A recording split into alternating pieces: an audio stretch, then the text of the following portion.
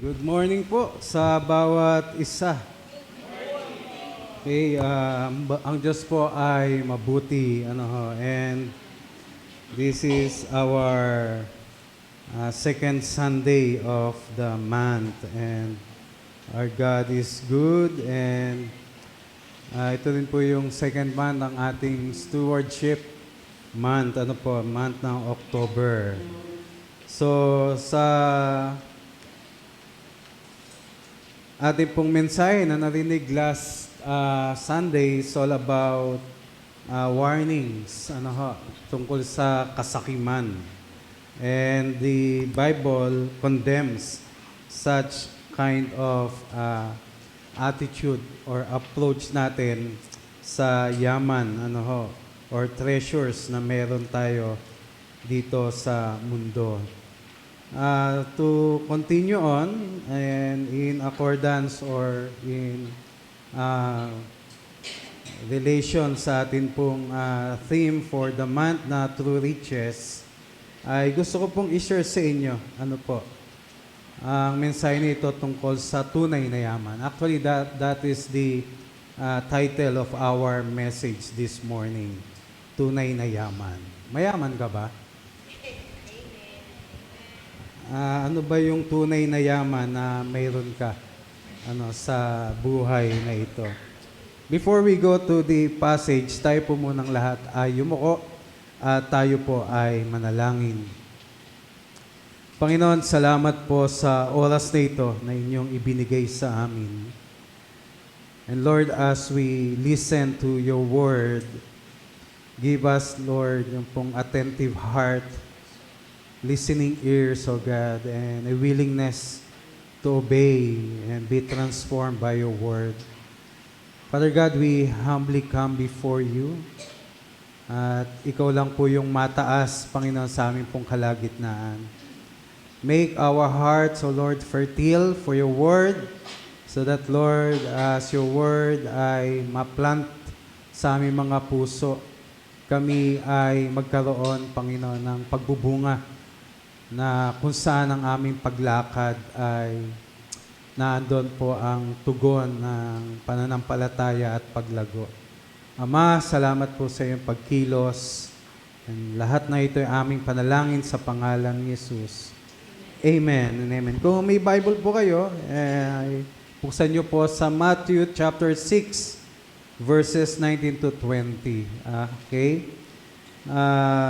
Meron din po tayo dyan sa ating monitor. Ang sabi po dyan, do not store up for yourselves treasures on earth, where moths and vermin destroy, and where thieves break in and steal. But store up for yourselves treasures in heaven, where moths and vermin do not destroy, and where thieves do not break in and steal. For where your treasure is, there your heart also be or will be also. Kung nasaan daw po ang iyong puso, o nasaan daw po ang iyong yaman, naandon din ang iyong puso. Nasaan po ba location ng puso mo ngayon? Okay? Nasaan ba nauubos ang iyong oras? Ang iyong bulay-bulay, the meditation ng iyong isipan, saan ba masyadong nakalagak? Okay, to be consistent as well sa passage na ito, this was part of the Sermon on the Mount. Yung pong tinatawag na inaugural address ni Jesus Christ before He approached the ministry.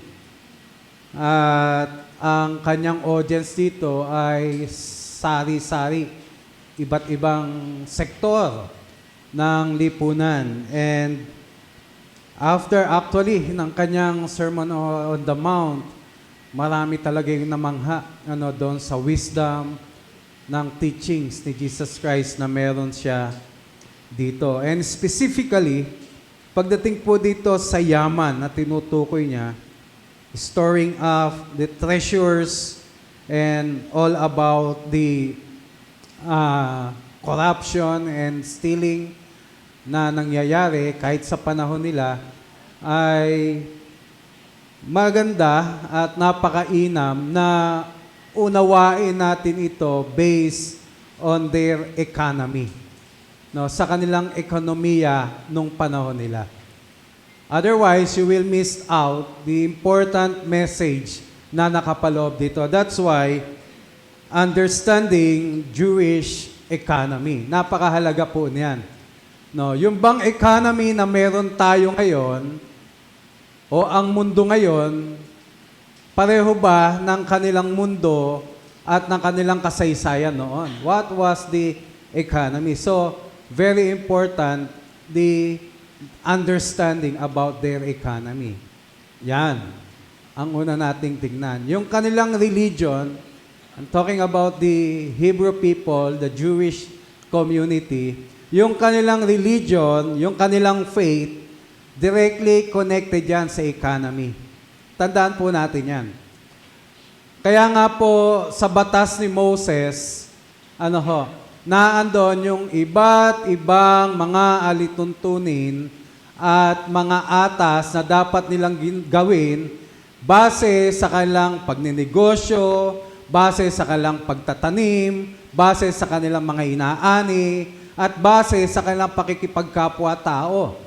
So, yung kanilang pananampalataya, nakaugnay lagi po yan sa economy na meron sila. Sana ganito lang sa Pilipinas eh. Amen po ba? Nakita po ninyo yung buti kapag ka ang economy ay nakaugnay sa pananampalataya. Kaya lang, nakakalungkot, marami po kasi, sa mga nanunungkulan ngayon, walang kinikilalang Diyos. Amen po ba? Ang kinikilala nilang Diyos, pera.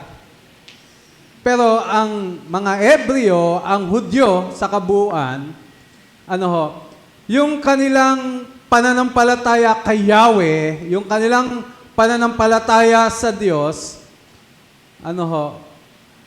laging nakaugnay sa lahat ng kanilang ginagawa at sa kanilang ekonomiya, to be specific in this area. Sana nga, di ba, na yung ating saligang batas, yung ating saligan ng ating pagninegosyo ay laging nakaantabay o naka-equate sa pananampalataya. Ano ang magiging bisa nito? Walang mandaraya. Amen? Uusigin sila ng konsensya, uusigin sila ng aral ng tungkol sa Diyos. Kaya nga, when we pray for government officials, we are praying na, Lord, magkaroon sila ng takot sa iyo. Kasi yun yung bumabalansi eh. Tama po ba? And here, yung kanilang economy ay nakadirekta, nakakonekta sa kanilang pananampalataya. Kaya nga, una, mapapansin niyo po dyan, meron silang batas tungkol sa Sabat. May Sabat na tinatawag. Ano ba yung Sabat? Hindi lamang po yan sa tao na every 7 days sila ay mamamahinga. Including the land. Including yung kanilang sinasaka. Including yung kanilang taniman. Every 7th year, nagpapahinga yung kanilang taniman. So included, sa kanilang ekonomiya, yung pagkilala sa sinasabi ng Diyos sa kanila na dapat nagpapahinga ka every 7th day. Amen po ba? Kayo po ba'y nagpapahinga pa? O ang gusto niyo yata yung matagalang pahinga? Ikakilala ko. Walang pahinga. Itago natin sa pangalang asawa ko.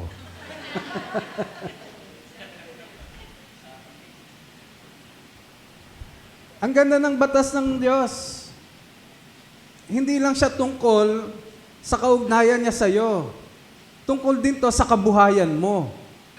At ang mga Hebreo, ang mga Hudyo, sa kanilang pananampalataya, nakaugnay doon yung kanilang ekonomiya.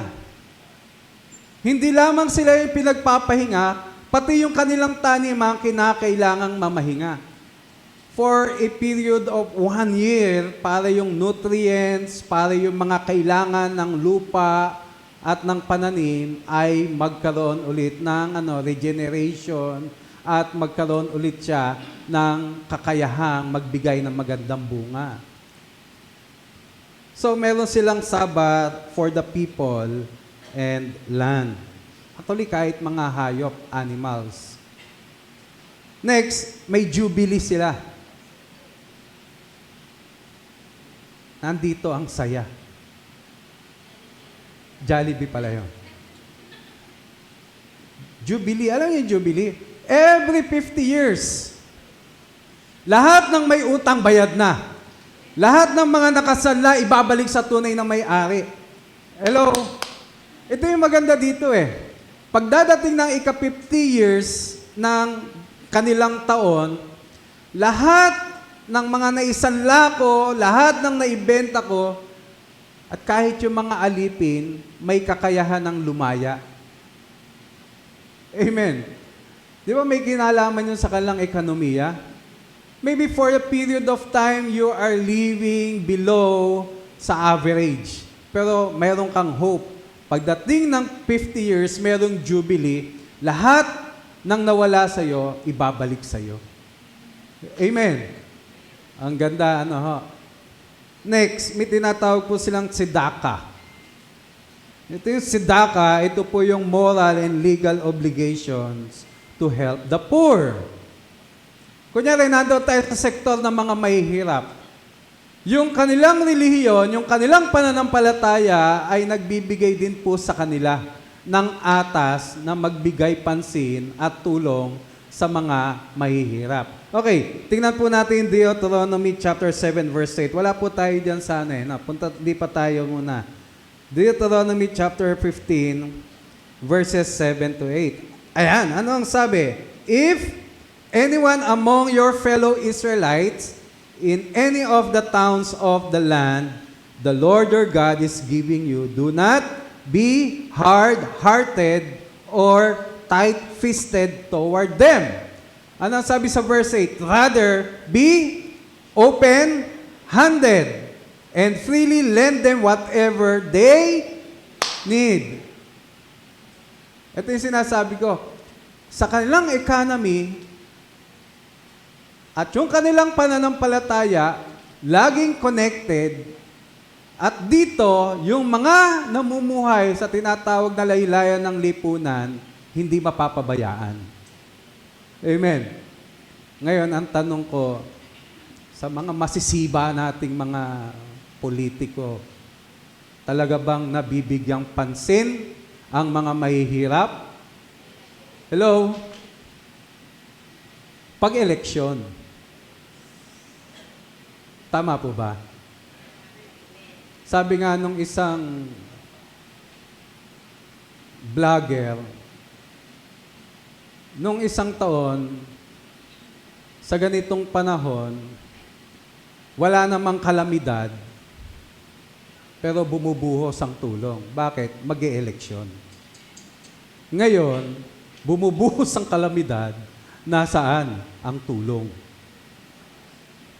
Sa panahon nila, at sa kanilang economy, dahil ito'y directly connected sa kanilang religion at sa kanilang faith, mayroong malasakit para sa mahihirap. At sinabi ng Panginoon yun sa kanila, huwag kayong maging hard-hearted at maging tight-fisted, kundi maging open ang inyong kamay sa pagtulong para sa kanila. Chapter 24, Deuteronomy, verse 19, ano ang sabi? When you are harvesting in your field and you overlook a sheaf, do not go back to it. Leave it for the alien. Kanino pa? The fatherless. Kanino pa? The widow.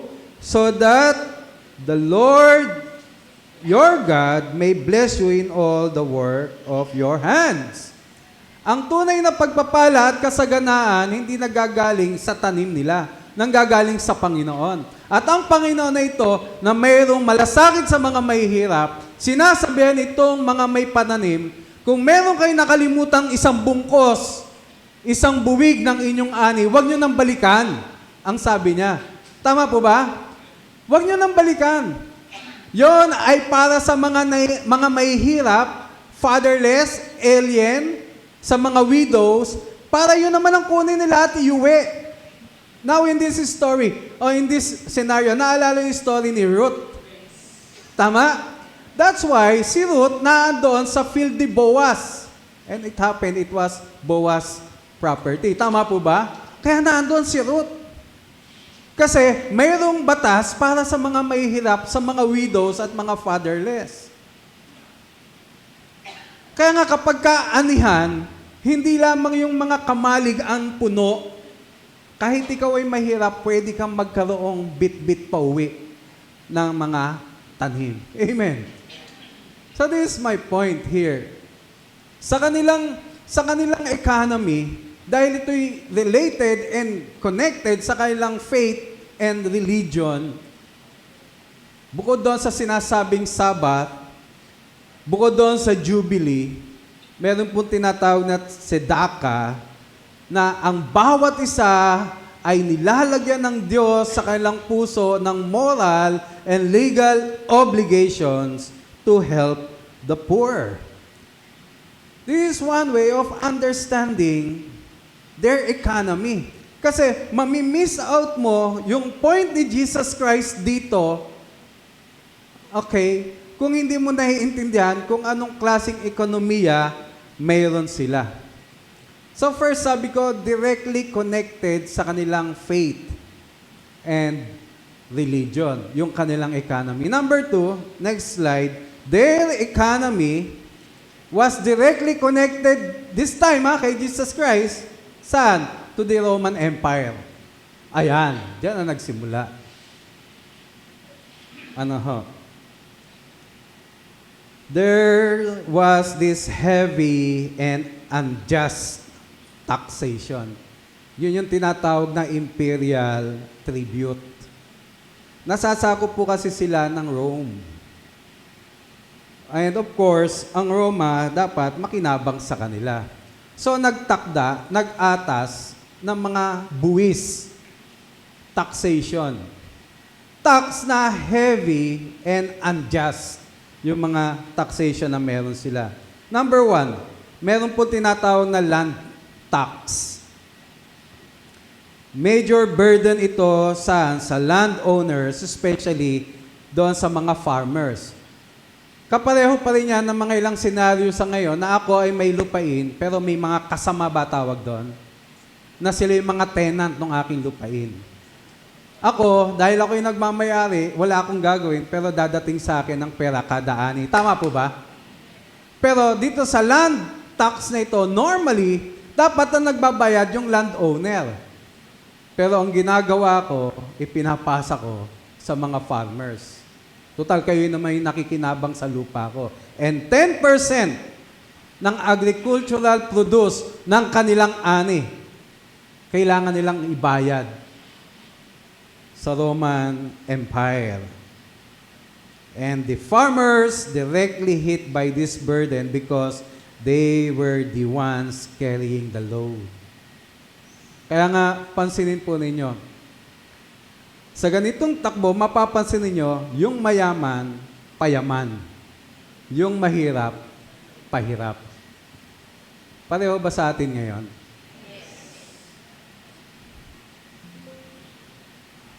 Number 2, yung tinatawag na poll or head tax.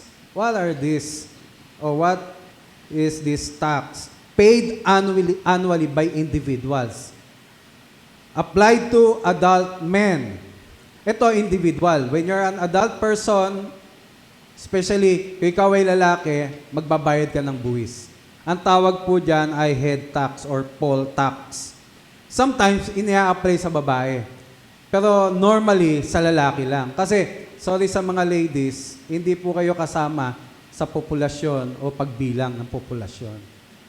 Ano ho? Because sa kanilang kultura, ang mga babae ay parang mga property at walang boses sa lipunan.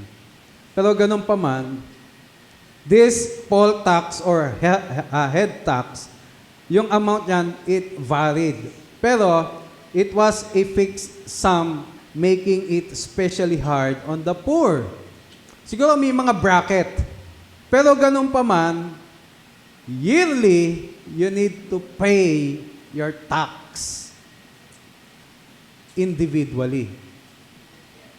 Ganito po ang ginagawa ng Roman Kingdom. Kinukuha nila yan. Recorded yan. Recorded. Next. Number 3. May tinatawag na indirect taxes and customs. Ano yan? Lahat ng seaports, city gates, bridges, mayroon tax. Kapag tatawid mo dyan ang iyong mga kalakal, magbabayad ka ng tax. Ito yung farm to market goods. Itatax yan and the revenues were given to Roman government. Heavy. Kaya nga alam ninyo, sa mga taxes na ipinapatong ng Roman Empire sa bawat Hudyo, umaabot halos ng 30% ng kanilang kita nakukuha sa kanila. Gaano kalaki yon? Both sa rich at saka poor. By the way, bago ko makalimutan, yung classification ng society nila, dalawa lang. Kasi sa atin, merong class A, class B, class C, tama? May D pa ba? No, meron tayong tinatawag na middle class. Sa kanila, dalawa lamang. Rich at saka poor lang. Walang middle class. Okay? Kung ikaw ay ordinary laborer, wala kang talagang masasabing ari-arian, kasama ka sa poor.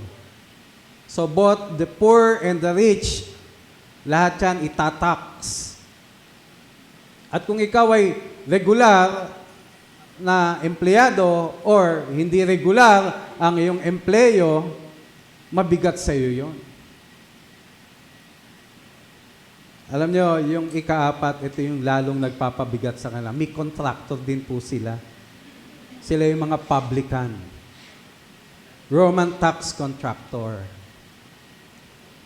They bought tax collection rights. Makikipag-ugnay sila sa Roman Empire at bibili sila ng, o magkakaroon sila ng certification na magkaroon sila ng tax collection rights. Sila yung may karapatang maningil ng buwis.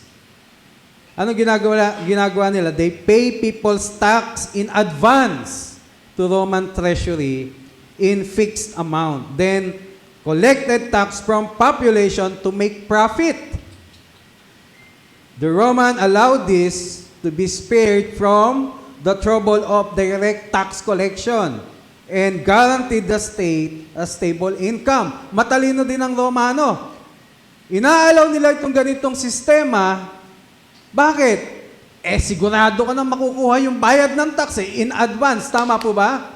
At hindi ako mai-engage sa gulo kung ikaw ay hindi magbabayad, hindi na ako magpapa-aresto. Ibig sabihin, may mga contractor na gagawa nung para sa akin, and this contractor, the publicans, the tax collectors, sila yung magbibigay sa akin buong buo ng tax ng bayan. For example, ako, yung pong publican o Roman tax contractor. Kunyari, ito po, ang nasasakupan ko. Binili ko ito. So, lahat po ng buwis ninyo, in advance, babayaran ko na sa Roman Empire. Amen? Na kanino ngayon ang obligasyon ninyo? Sa akin na. And recorded yon. Ikalawa, ang importante, backup ko ang Roman government. Kapag hindi kayo nagbayad, ipaparesto ko kayo. Tama? Ang mabigat dito, yung pagkolekta nila ng tax for profit. That's why, maiintindihan natin bakit galit na galit sila kay Zacchaeus. Ang ganda ng pangalan Zacchaeus, pure. Pero anong tawag nila? Pumunta siya sa bahay ng makasalanan. Hello? Naiintindihan po ninyo? Kaya nga, because of this, mayroong grupo ng sekta nung panahon nila tinatawag na mga zealots. Zealots, because of their zeal sa kanilang sariling dugo at bayan, they hate Roman government and they hate also those people na ang loyalty ay nasa Roman government. At itong mga publicans na ito, ang kanilang loyalty wala sa bayan ng Israel, kundi nasa Roma. Tama po ba? At ang kanilang intention, kumita ng kumita ng kumita. Uso na po pala ang kontraktor noon, mga buhaya. Amen po ba? Hindi ko po kayo ginagalit. Alam ko, galit na kayo. Ano ho? Ito po yung nagpapabigat sa kanilang ekonomiya. Kaya nga sabi ko po, sa panahon nila, yung mayaman lang ang payaman ng payaman. And yung mga mayayaman, there are only few. Mas marami po talaga ang sobrang hirap sa panahon nila. Sobrang hirap.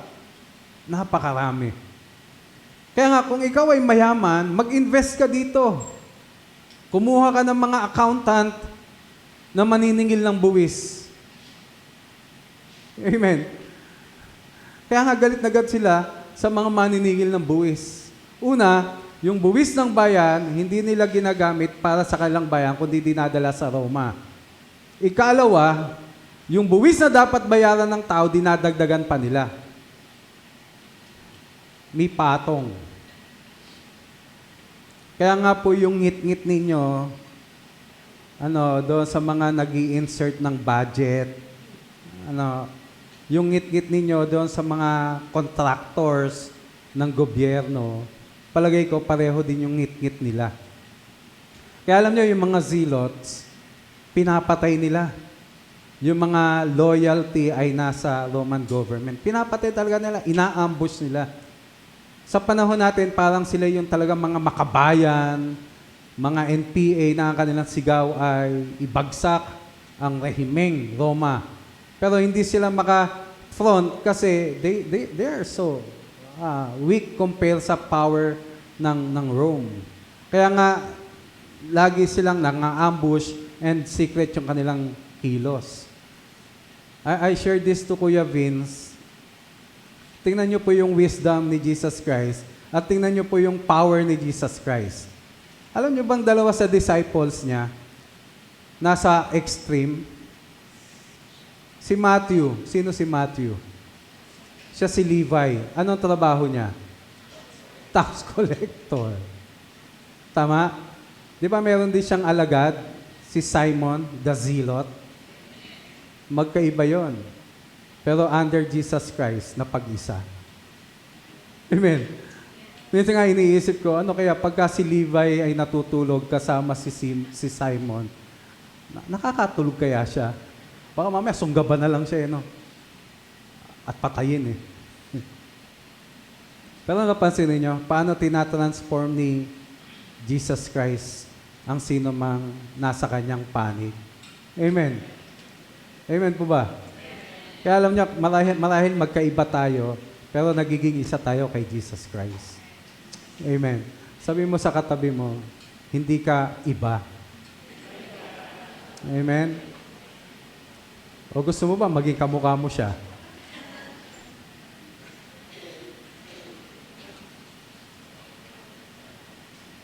Sa makikita natin, una, yung kanilang economy directly connected sa kanilang faith and religion. Ikalawa, yung kanilang economy directly connected saan? Sa Roman Empire. At dito nagsimula yung crisis. Dito nagsimula yung kahirapan. Dito nagsimula, na yung society, yung mismong bayan ng Diyos, nagkahati-hati. 4 major sects, sekta meron. Yung Pharisees, Sadducees, the SNS or Essence, at saka mga Zealots. Okay, bukod pa doon sa social standing ng mga rich at saka poor. So ganito dinivide ng kanilang economy, ng kanilang ng Roman government ang kanilang buhay. Ikatlo, okay, their economy is directly connected doon sa Messianic hope. Ito po yung maganda. Magkakaiba man yung kanilang antas sa buhay, mahirap at saka mayaman, iba't iba mang sekta ang kanilang kinabibilangan, meron silang iisang tinatawag na pag-asa sa Messiah. Hinohold nila yun sa kanilang puso that one day, darating ang Messiah. Ngayon, what is Messianic hope of the Jews? Okay, ano ba itong Messianic hope na meron sila? Una, number one, yung Davidic king will reign in righteousness. Umaasa sila na merong dadating na isang Messiah, the anointed one by God, God's anointed one, na palalayain sila sa kuko ng Roma. Isang Davidic king, katulad ni Haring David, na nagbigay ng kasarinlan, nagbigay ng kalayaan sa kanila. Di ba ito yung sinisigaw ng mga Pilipino kada eleksyon? Gusto natin ng presidente na magpapalaya sa utang, presidente na magiging tapat sa bayan. Sa kanila, umaasa sila na mayroong darating na Messiah. Okay. Katulad ni David. Tingnan po natin Jeremiah chapter 23, verse 5. The days are coming, declares the Lord, when I will raise up for a David a righteous branch. Okay. A king who will reign wisely and do what is just and right in the land. Amen. Bakit sila umaasa? Lalo na sa panahon na ito, na sila'y nasisiil, na sila'y na-oppress, na sila ay lalong humihirap at dumadating yung injustices. Dito nila kinakailangan ng isang Messiah na magpapalaya sa kanila, yung tunay na kalayaan, mag-a-apply ng katotohanan, mag-a-apply ng batas ng Diyos, at aalisin sila sa pagkasakop ng Roma. Meron silang Messianic hope. But the problem was, nandoon na mismo si Jesus Christ, and He is the one anointed by God to save His own people, but they rejected Him. Kalungkot, Number 2, yung Messianic hope ng Jews ay an eternal kingdom of peace. Alam po ninyo kasi yung economy nila threatened, kung ikaw ay may kabuhayan, wala kang kasiguruhan. Ang Roman government, gagawin niya kung ano yung gusto niya at lahat ay masasaalang-alang. But this Messianic hope, alam po ninyo, naniniwala sila na darating yung kaharian ng tunay na kapayapaan, shalom. Yung tunay na kapayapaan, Alam po ninyo, nagpunta kami sa Singapore. Kahit maglakad ka ng 10 oras ng gabi, safe ka. Kahit saan ka magpunta, pumunta ka ng park, kahit madilim na, safe ka pa din.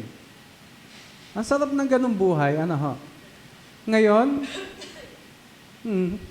dito sa Pilipinas, nakwento nga nung bayaw ko, naiwanan yung, hindi, kami na lang.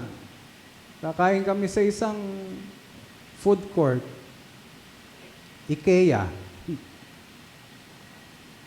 Yung mesa na aming kakainan, nilagay lang doon lahat ng bag niya, pati cellphone. Tapos pumila na kami. Sa atin, gawin mo yon. Ito, karanasan ko, personal. Di ba, nagpunta po ako ng Abu Dhabi, then dumaan ng Dubai. Bago umuwi ng Pilipinas, minute ko yung kaibigan ko, sabi ko po sa inyo, binigyan nila accommodation doon. Then nagkaroon kami ng fellowship. And then, itong kaibigan ko, yung sanang pasalubong niya na mamahaling alahas, para sa nanay niya na hindi na niya naibigay kasi namatay na, ay ibinigay sa akin para dalhin ko sa kapatid niya dito sa Pilipinas.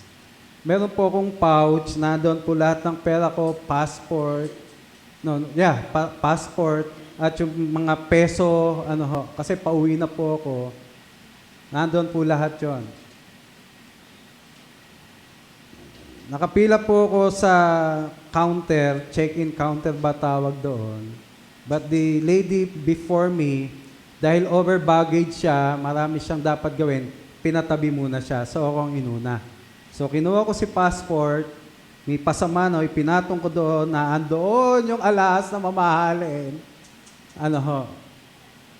Tapos, noong chinap na, bibigyan na ako ng boarding pass, iaabot na lang sa akin, sumingit si babae, naghintay ulit ako, at tagal nila nag-uusap, sabi ko, excuse me, sabi niya, ito na po yung passport nyo.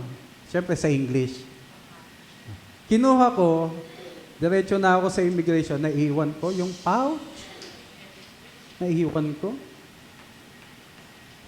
May dala po akong backpack, lakad ako. Pila na ako sa immigration. Sabi ko, parang may kulang sa akin. Naaalala ko. Pag nandoon ka na pala sa area na, hindi ka basta-basta pwedeng bumalik. Akala ko ganoon yung... Bumalik ako, hinarang ako ng Pilipina. Pilipina po yung Ay, sir! Siguro, nakita ang Pilipino ako. Saan kayo pupunta? Sabi ko, may naiwan po ako doon sa... Ay, hindi kayo pwede na-scan na yung passport ninyo. Punta ho kayo doon sa window. At sabihin nyo, may kukunin kayo para inform. Ang galing, ang haba pa ng pila doon sa window. It takes another 10 to 15 minutes.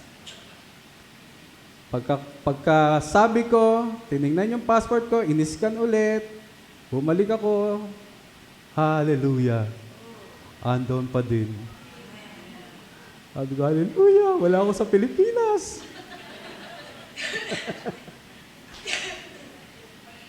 Andon pa din, walang gumagalaw. Minsan iniisip ko, sana ganito na lang yung Pilipinas. No? Maiwan mo lang sa tindahan yung cellphone mo. Minsan hindi mo nga iniwan, ipatong mo lang. Ang mga Hebreo, ang mga Hudyo, meron silang messianic hope. Okay, na dadating, na palalayain sila sa lahat ng oppression, sa lahat ng kahirapan, sa lahat ng kanilang nararanasan. An eternal kingdom of peace. Alam natin yan, Isaiah 9, verse 6 and 7, di ba? For unto us a child is born. Di ba? At ilalagay sa kanyang balikat, alin? Yung gobyerno. The government. And he will be what? Called Wonderful Counselor, Mighty God, Everlasting Father, Prince of Peace. Meron silang messianic hope. Kaya nga, alam ninyo yun, sa ganitong antas ng kanilang buhay, kahit hindi nila nagugustuhan yung economy, hindi nila nagugustuhan yung trato sa kanila, yun yung nagpupush sa kanila na magpatuloy. Amen. Di ba ganyan din naman po tayo? Minsan gusto mo na sumuko. Minsan ayaw mo na talaga. Pero dahil meron kang meron kang pangako ng Diyos, di ba? Hello? Dahil meron kang tawag ng Panginoon. Mas nagiging malakas yung tinig noon. At lalo ka nagkakaroon ng pag-asa. Ganon din po yung sa atin. Marahil hindi natin gusto yun nangyayari. Pero naniwala tayo, may second coming.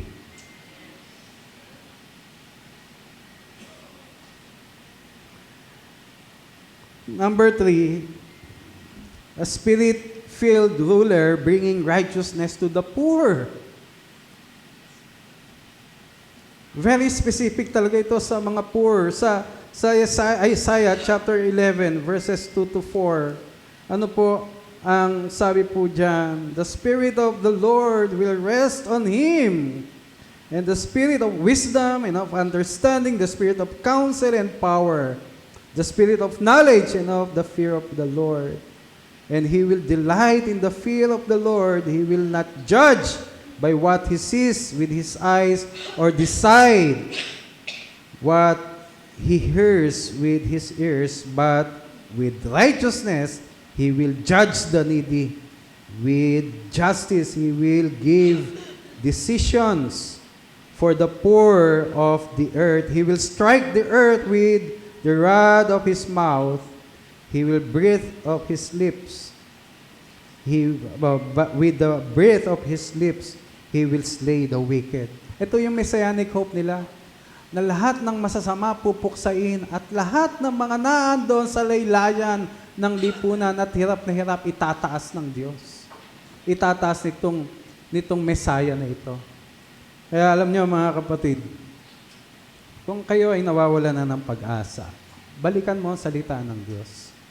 Dahil kapareho nila, meron din tayong messianic hope. Amen po ba? The second coming of Christ. Ikaw may karamdaman, pagdating ng Panginoon, wala na lahat yan. Ikaw ay may kalungkutan, papalitan ng Panginoon lahat yan. Ano ang problema? Ano ang pumipigil sa'yo? That's why, they are always hoping for a Messiah. Kaya lang ang problema sa kanila, the Messiah was right there with them, pero they rejected Him. Kaya nga ang sabi sa chapter 3 ng John, dumating sa inyo ang ilaw, pero tinanggihan ninyo. They have rejected Christ. Kaya nga yung messianic hope, this hope refers to the belief that God will send Messiah, Mashiach in Hebrew, the Anointed One, who will bring about redemption, justice, and peace. So we are trying to understand their economic condition. Then going back doon sa ating text, ayan, magkakaroon na tayo ngayon ng understanding. At may ilalagay na natin yung ating sarili sa kanilang kalalagayan. And at the same time, we will be able to relate our situation sa kanilang sitwasyon noon. And we will also be able to see the relevance of the good news in our life. Doon sa teksto natin, binasa natin kanina, going back to our text, sabi, do not store up for yourselves treasures on earth. Kung ikaw ay nakikinig kay Kristo at meron kang ganitong unawa sa iyong economy, sa iyong religion, sa kalalagayan ng mga, kaugnayan at trato sa atin ng Roman government, and at the same time, meron tayong messianic hope, then here comes a very good teacher, so wise, na sinasabi sa atin doon sa kabundukan, do not store up for yourselves treasures on earth. Ano ang madaling iisipin mo? Oh, my earthly situation. My current situation. Yung aking sinasabing yaman, pwedeng kung ikaw ay nakikinig kay Kristo dito, iniisip mo yung iyong kinabukasan ng iyong anak, o pwedeng ang iyong trabaho, pwedeng ang iyong negosyo, o pwedeng yung utang na dapat mong bayaran, o yung mga obligasyon na dapat mong ginagawa na hindi mo matustusan. Do not store up for yourselves treasures on earth, where moth and rust destroy, and where thieves break in and steal, but store up for yourselves treasures in heaven. So here makikita natin dalawang klase ng treasures. Amen po ba? Number 1, treasures on earth. And number 2, yung treasures in heaven. Binibigyan ng sharp division ni Jesus Christ sa kanilang kalalagayan na dapat maintindihan nila na merong yaman na sa langit at merong yaman na nandito sa lupa. At meron kang dapat response kung paano ang dapat mong gawin sa yaman na ito. The same thing with you and me right now. Merong yaman na panglangit at merong yaman na panglupa. Saan mo ilalagak ang iyong puso? Saan mo ilalagak ang iyong pananaw? Another thing, hindi ito nakalagay dyan, pero in the concept that Jesus Christ was preaching about the kingdom, nung naandon siya sa Mount Olives, preaching this thing sa bayan o sa kanyang mga tagapakinig, makikita natin dito yung two kingdoms. Number one, yung kingdom of earth. This is the kingdom of man. And number two, of course, the kingdom of God. Magkaiba ang sistema ng kingdom of God at kingdom of man o kingdom of this world. Amen po ba? Ngayon, paano mo nakikita ang sarili mo ngayon? Saan ka nabibilang? Ang galing nga po, sabi ko, when I read this sa spectacle na ito, sabi ko, ang galing ng Panginoong Jesucristo. Tinutukoy niya yung fundamental at saka sentro at ugat ng problema ng bayan niya. Na parang sinasabi, hello, merong iniwan sa ating batas si Moses tungkol sa ating paglakad, tungkol sa ating ekonomiya, tungkol sa ating kabuhayan. At ito'y tungkol sa patas, sa pakikitungo at hustisya na dapat ay ating ginagampanan. At sinasabi rin niya, mayroong Roman Empire, okay, sa kanilang diwa na sumisiil at bumabaluktot at nagbibigay ng kaguluhan, division sa kanyang bayan. And now Jesus Christ telling them, hoy, merong kingdom of God na dapat natin paglaanan ng ating puso, ng ating pananaw at ng ating pag-asa. Ina-encourage niya ang kanyang tagapakinig. Kaya nga, choose right now.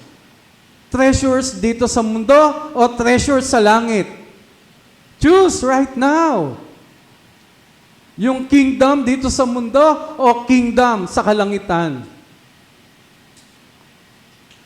Dito sa mundo, mapapahama ka. Dito sa mundo, may injustices. Kung short-sighted ka, magpapayaman ka na magpapayaman at hindi mo makikita ang kalangitan. Kaya nga, choose for yourself. Next, how is your economic condition? Kumusta ang iyong kabuhayan ngayon? Let's be honest. Kumusta yung sinusweldo mo? Kumusta ang kinikita ng negosyo?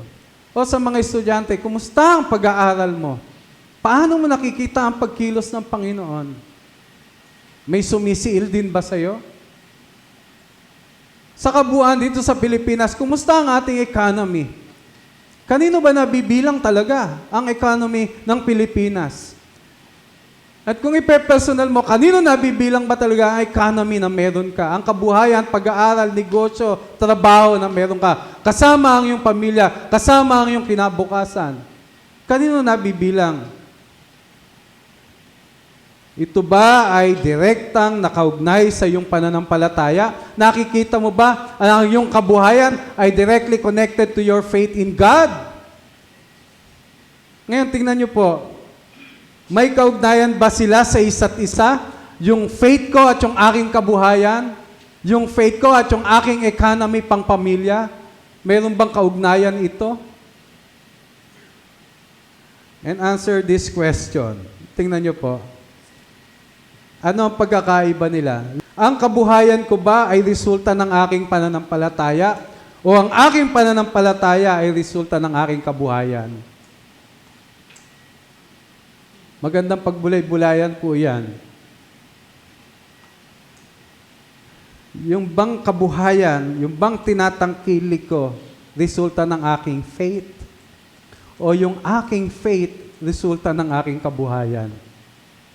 Pag-aralan ninyong maigi. Pag-usapan natin yung faith and economy.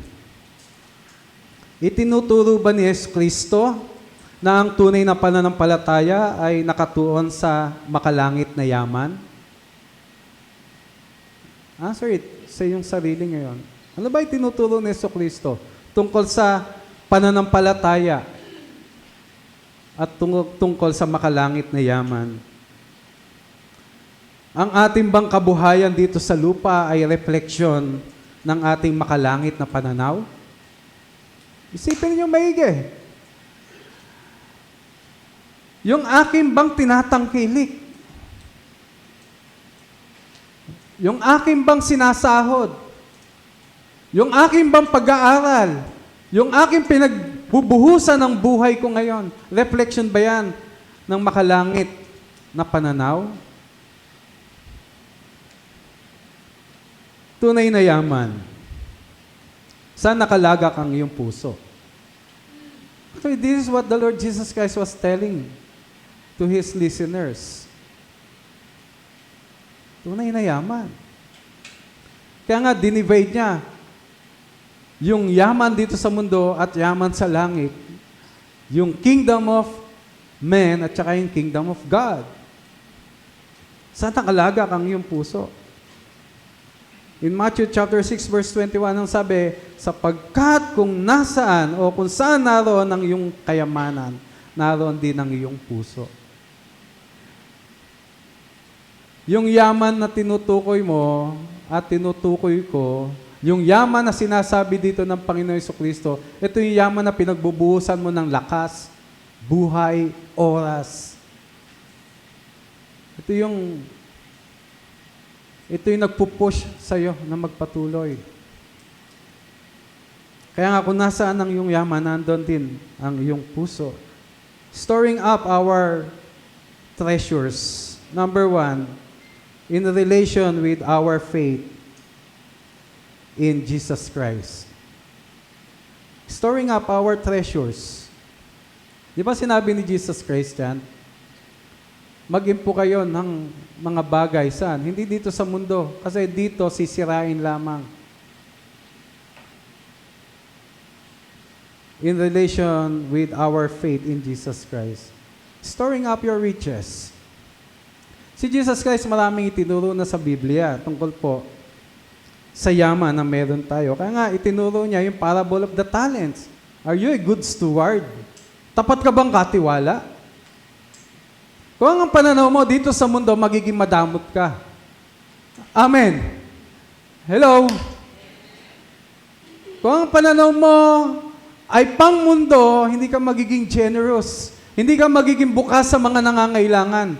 Hindi ka magiging bukas sa mga mahihirap.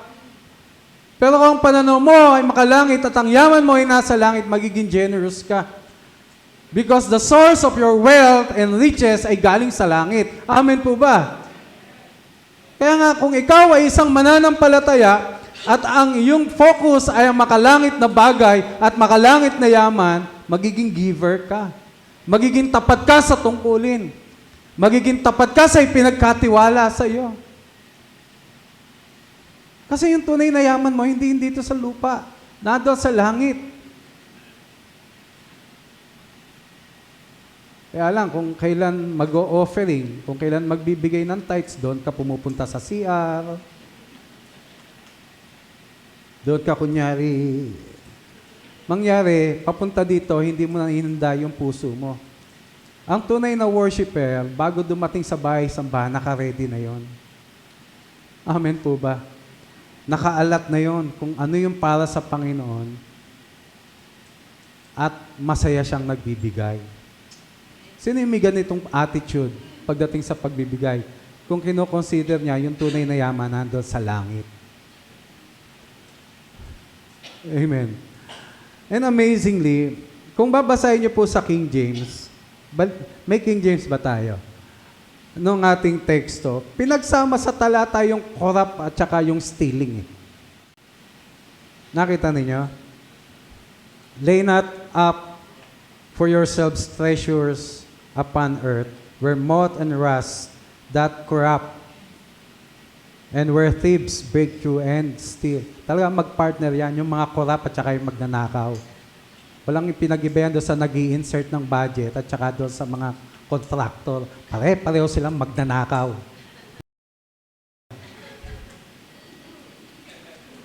Sorry sa term, pero that's fitted for them. Amen po ba? Hindi ba kayo nagagalit?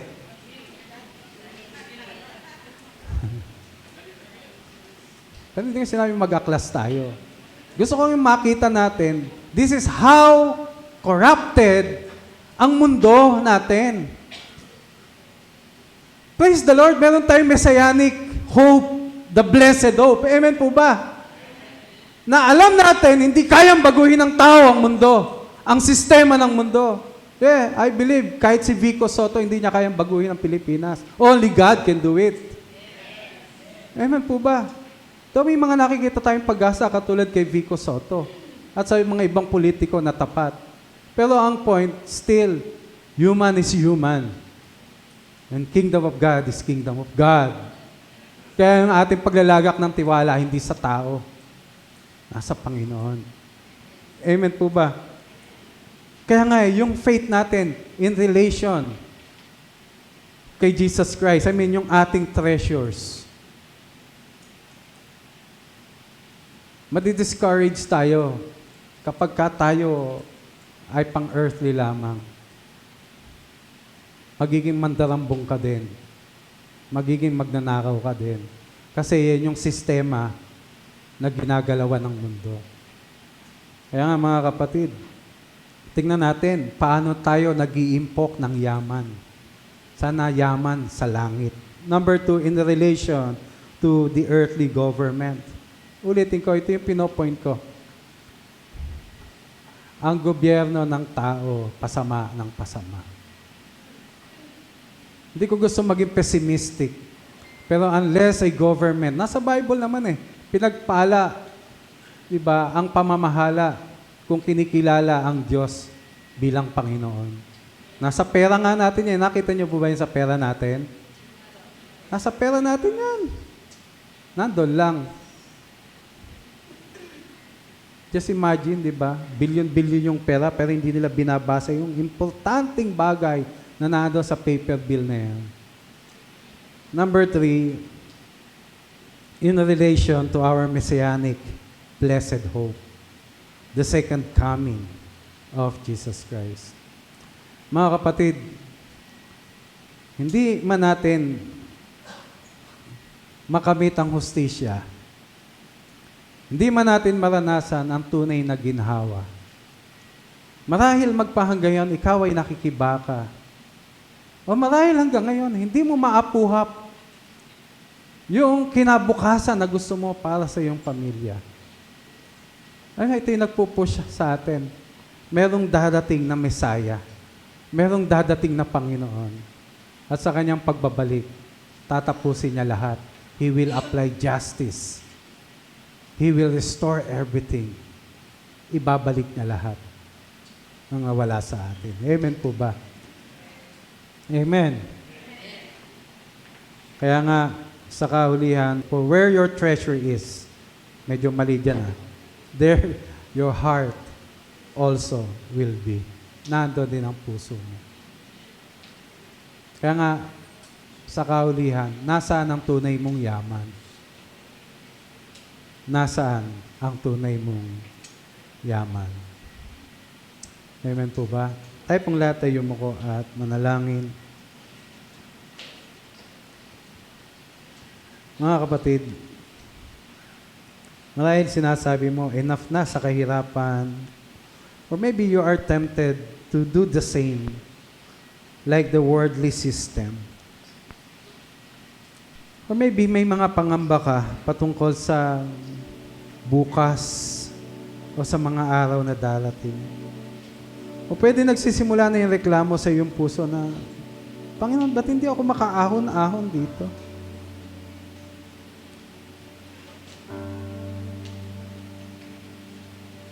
O marahil hanggang ngayon, struggle mo pa rin yung pagbibigay. You cannot even give or help other people.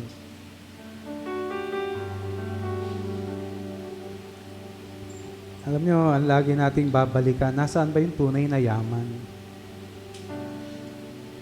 Nasaan ba yung tunay mong yaman?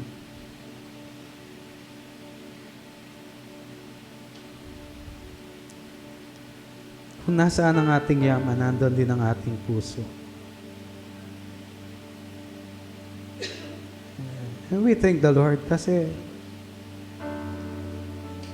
hindi ito yung tunay nating tahanan.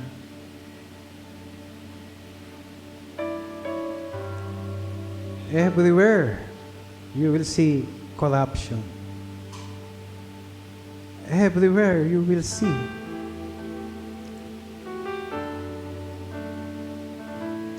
sins.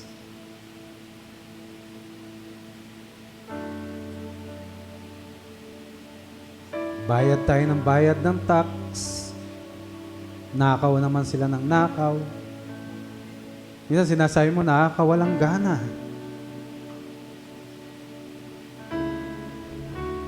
Hindi dahil sa wala tayong magagawa. Dahil kahit sila ay alipin ng kasalanan. And this is one na resulta ng sistema ng mundo. Pero in a personal level, alam mo kung ang tunay na yaman mo ay nasa langit. Less yung care mo sa sistema na nangyayari sa mundo. Or hindi ka maapektuhan o magiging kaysa ng galaw at kilos ng mundo. Kasi yung tunay na gobyerno para sa iyo ay yung gobyerno ng Panginoon.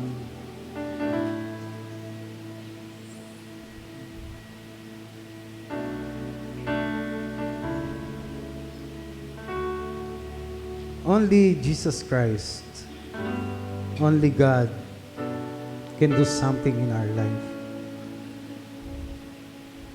Paano ka nag-iimpok ng treasures sa langit? Are you sure na talagang sa langit? Gaano ka katiyak? Paano ka nagpapahalaga? Alam niyo, isa sa magandang tema ng aral ng Biblia ay yung pagbabalik muli ng ating Panginoong Hesus.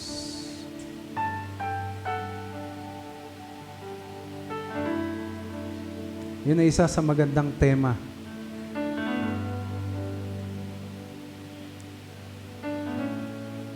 Ng ating pag-asa.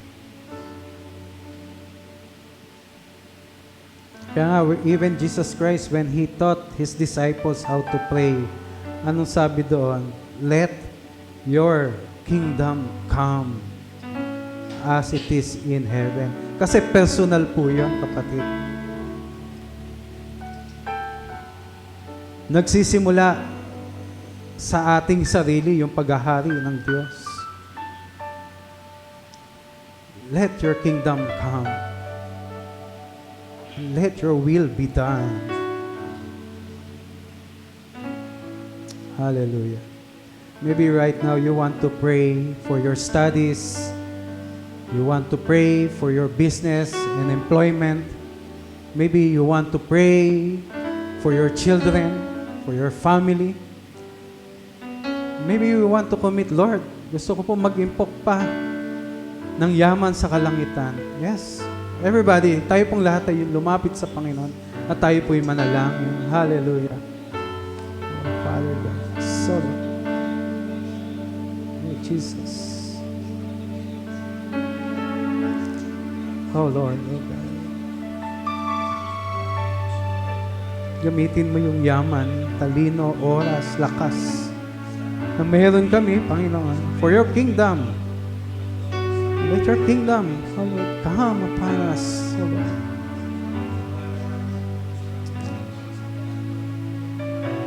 Maging reflection, Panginoon, Ama, ng paghahari mo, Panginoon, ang yaman na tinataglay namin, Panginoon. Lakas na meron kami, ang oras na meron kami. Oh, Father God, oh, Father, release, oh Lord. Oh, hallelujah. Oh, hallelujah. Oh, Father, thank you, Lord Jesus. Salamat po sa inyo, Panginoon. Salamat po sa inyo, Panginoon. Salamat po sa inyo, Diyos. Oh, purihin ka, Lord. Hallelujah. Oh, Father. Jesus. Hallelujah. Father God, we thank you for your message this morning, Panginoon. Redirecting, O Lord, our focus, Panginoon. Lord, nakikita namin, Panginoon, ang tunay na yaman ay nasa iyo lamang. At hindi kami dapat umasa sa tao, Panginoon, kundi sa iyo lamang. Lord, at kahit sa panahon na hindi namin makamit ang hustisya, hindi namin makamit, Panginoon, ang buhay na aming nais, meron kaming Messiah, meron kaming Jesus Christ, who will come back, O God, to restore, to bring us, O Lord, sa aming eternal home. Lord, salamat po, Panginoon. May this blessed hope of the coming of Jesus Christ ay patuloy na mag-udyok sa amin, Panginoon, ng katapatan. Mag-udyok sa amin, Panginoon, ng kasipagan. Mag-udyok sa amin, Panginoon, na ibahagi ang iyong mabuting balita sa mga nawawala. Na mag-udyok sa amin, Panginoon, na maging tapat sa pagbibigay, maging tapat sa aming tungkulin, maging tapat sa pagkatawag mo sa amin. At bilang iglesia, O Father God, kaya mo lagi naming i-focus sa iyo lamang, Panginoon, ang lahat. Hindi po sa aming problema, hindi po sa mga unfair na nangyayari sa aming paligid, Panginoon. Because this is how the world works. Ito yung sistema. At hindi na po kami magugulat doon. But we thank you, Lord, because under your sovereignty, under your government, Panginoon, we will all be protected, Panginoon, and we can still live in peace. We can still live in prosperity because through this prosperity, Panginoon, ay mula sa aming puso, sa yaman na ibinigay mo sa amin, Panginoon, dyan sa kalangitan. And Lord, we thank you. Kung kami man ay may nakakaantas sa aming buhay, kung kami may kakayahan, kami may kayamanan, kung kami man ay may tungkulin, at kung kami man ay may talento, oras, lakas, Lord, gagamitin namin ito para sa iyong kaharian.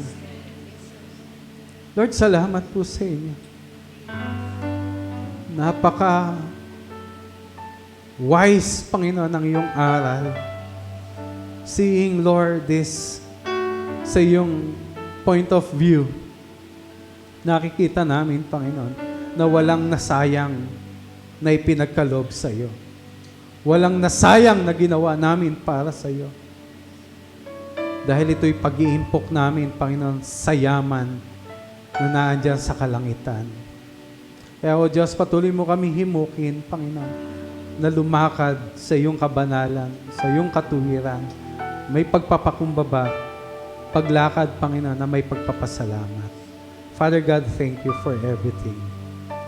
Ang lahat ng ito ay aking panalangin sa matamis na pangalan ni Jesus. Everybody say amen. Amen. Palakpakan po natin ang Panginoon.